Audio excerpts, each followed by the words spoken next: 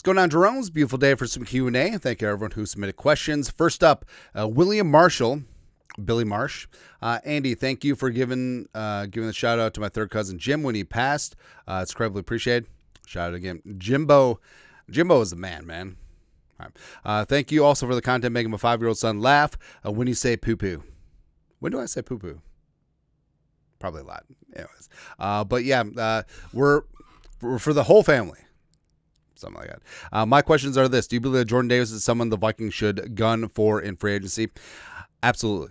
So Davis, he's in year 4. They picked up his 5th-year option, obviously, for 2026. But, they didn't re-sign Milton Williams. They could work out a long-term huge deal for Jordan Davis. But, if he hits the market, just that nose tackle that can rush the passer too. There'll just be a rock in that middle. Harrison Phillips is going to be aging out, so maybe. And whose replacement are you drafting on the O-line this year? I think that they're going to find out if Michael Juergens can be the successor at center or not. Otherwise, finding that guy, Ryan Kelly is 32. That'll be a place to start and end. And then eventually, finding a young swing tackle that you can feel confident in starting over Brian O'Neill down the line. Probably not Justin School. And just go from there. Maybe Walter Rouse can be the guy. Or maybe Logan Brown is that guy. Hey, come on. Next. Crap single. Do you think Tai Felton could realistically take the wide receiver 2 or wide receiver 3 spots from Addison or Speedy? What are his major upsides in comparison to those two? So I think this year is sort of a get-to-know-you year with Tai Felton. There's no pressure on him immediately. Addison has a suspension, yes. Naylor's in a contract year. Who knows what we'll get from Rondale Moore. But I think Felton, coming in as a third-round pick, play some special teams, contribute as a wide receiver 4 or 5, and just go from there. But I think that his ceiling is higher than Naylor, even though I think that Naylor is underrated. I know people remember the punt return and the drop against the Rams, but Speedy is pretty good. And Felton, I think his ceiling is extremely high. I think that it could be a Jameson Williams adjacent type player, maybe a little bit more consistent. And he got some high volume last year at Maryland, and yards after the catch prowess is great. I don't think his ceiling is as good as Addison. I think Addison will be a wide receiver 1 on most teams around the league. But I think that Felton certainly could slot in as a very solid wide receiver 2 on the line. Next, Tom Viggers. If Kurt had stayed, do you think it would have been a better or worse year for him as starter after JJ's injury? Also, in that world, there is no Darnold comeback, so no Seahawks move, no Geno for the Raiders. Things would be way different. Things would be way different. I think Seattle might have still moved on from Geno. And so if the Vikings re-sign Kurt, they probably still draft JJ. And, JJ being hurt, so Kurt was the guy. But I don't know, Kirk was just bad, last year for the Falcons. Outside that one game early on, it was clear that Achilles wasn't healed. The arm strength wasn't there because he wasn't pushing off. He was in shotgun a lot more. He wasn't under center.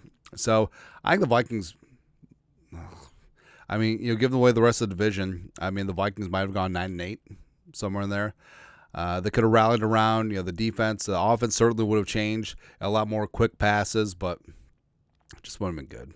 Definitely would have been spinning the wheels a little bit. And I think Darnold, a healthy Darnold, finally getting into a good situation, it was light years better than what Kurt would have been last year. Next, Ray Petty. If the Browns release Shedeur Sanders, how would you feel about the Vikings signing him? I'd be fine. Now, depending on what happens with the Browns, they got Kenny Pickett. They have Dylan, who's drafted in the 3rd round, head of Shedeur, and also Joe Flacco, who's 97,000 years old. They probably won't let him go.